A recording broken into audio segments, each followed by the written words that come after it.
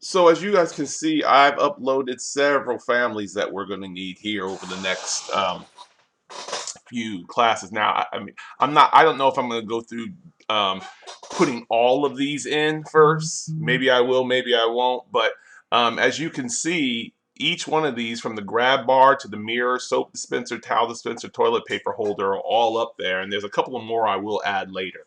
But I wanted you to see those are all in the restroom accessories, and that's where I'm going to be getting them from. So I'm going to go ahead. Let's put in grab bars because that's going to be one of the more important things that we're going to have to learn how to put in first. So let's switch this over. Let's flip this section, and I'll shift and move it this way, right? And that section's going to cut right through there so I can see that as soon as I need it. But the first thing I'm going to do is I'm going to delete these two funky little 2D sinks. I want my 3D sinks in there. So I'm going to go to Load Family. And under here, again, I'm still under that MEP, under Plumbing, MEP. I'm going to go to Fixtures, and I'm going to go to not sinks, but lavatories, right? That's what we call them in the professional environment. And we're just going to get a wall-mounted lav. We're going to hit Open. And as we do that, now we can go up to Architecture, Component, Place a Component. And here's that public lavatory. And I'm going to flip it, put it on this side of the wall. Now, you can see I probably already got a problem, don't I? You know, remember I was having a problem before, right? How about if it, and I got to put it on the vertical face.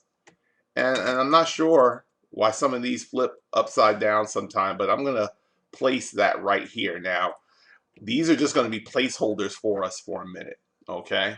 They're going to be placeholders because look what's happening. First, I'm going to go ahead and flip this, right? I'm going to mirror this because I know it needs to be on this other side, right?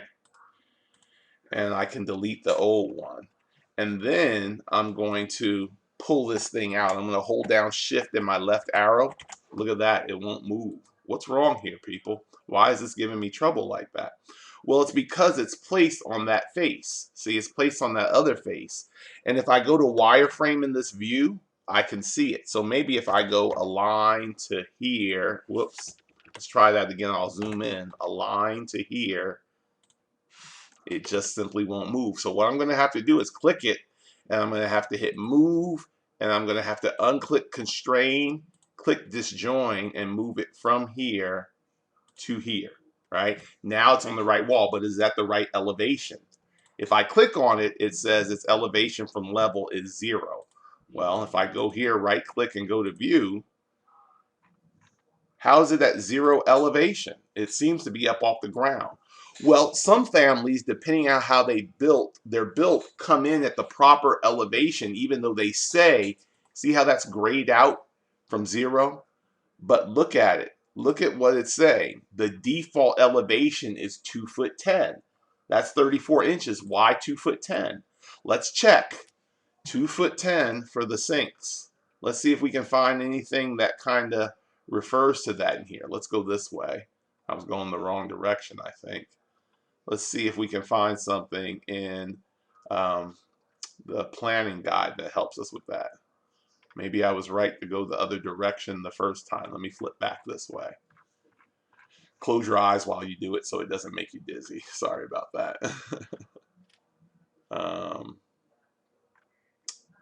Let's see. Okay. This is good for you to see. Let's, hopefully you can see this. I'm going to zoom in. Look at some of the range of mounting heights for certain things. There's the 33 to 36 inches there for the grab bar. There's the mirror, which is somewhere between 35 and 40 inches. Towel dispensers, right? Hand dryers, 44 to 48 inches, depending on age, right? Let's see if we can get to the sink one. All right. So for our sink, look at that, 34 inches max to the rim. So is there any mistake that under here, this default is at 2'10", right? So that family's good at 2'10", and we're going to use this one as a placeholder right now. What is this little box that I have there, and why do I have it there? I'm going to move that there just for that purpose, and then I'm going to move this family group from here, and I'm going to snap it to the center of my sink like that. Why do I have that there? Because when I click on it, it says it's a 34 by 48 clear space. Well, that's the clear space on the floor that we need, right? If we go back to our, there we are. You see how we need clear space to approach it, and that circle in the middle is our drain pipe there. Now they have some things like this dash line that are protectors for them. We're not going to worry about putting them in our model because we're not going that far in this. But if we look at the accessibility code, let's see if we can find something similar to that. Oh, the other way. Let me see if it's up front.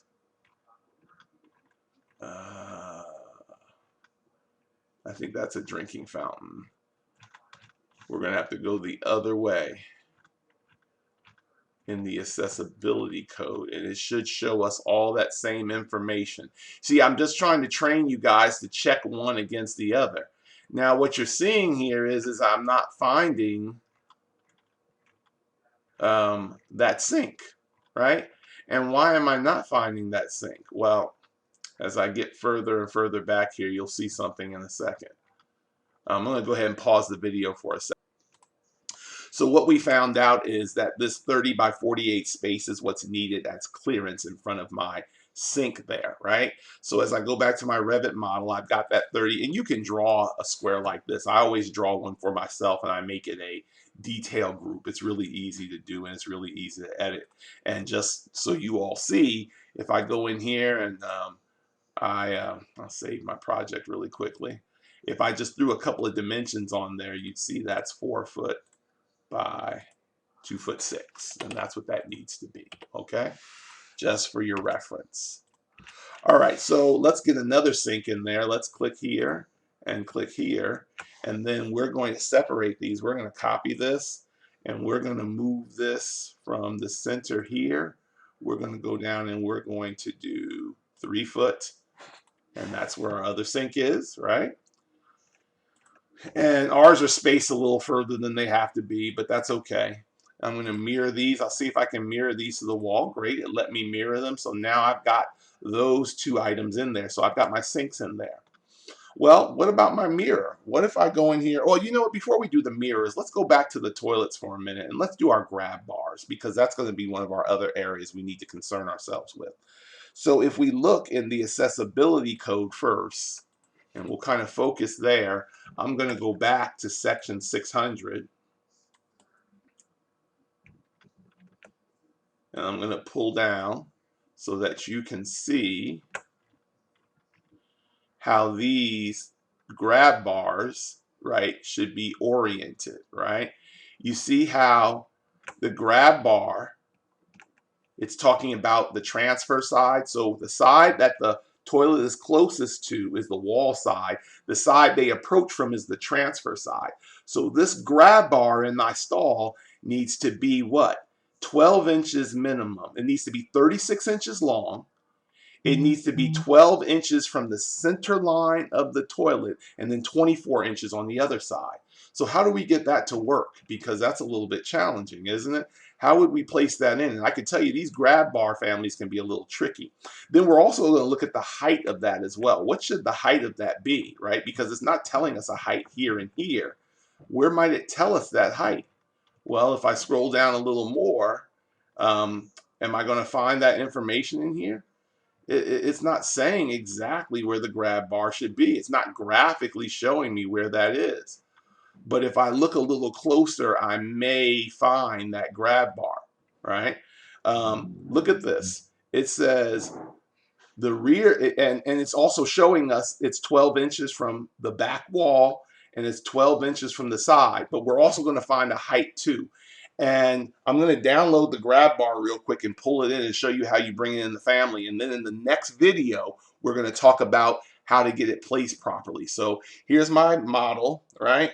I'm going to pull up the grab bar. You see I've got this up on my other screen, okay? So I'm going to click on that grab bar family. I'll let it download. I'm just going to drag and drop it right into my family. Drag and drop, okay? And now, see how it's wanting to place it back there? right? It could be a little tricky sometimes. So I'm going to go ahead and I'm going to place, whoops, touch that wall, place one there, and then I'm going to place one right there, right? And then I'm just going to align to here. Whoops, let's see if I can move it. That's the thing with these. Sometimes you have to unconstrain them to move them as opposed to aligning them. So there's my first one.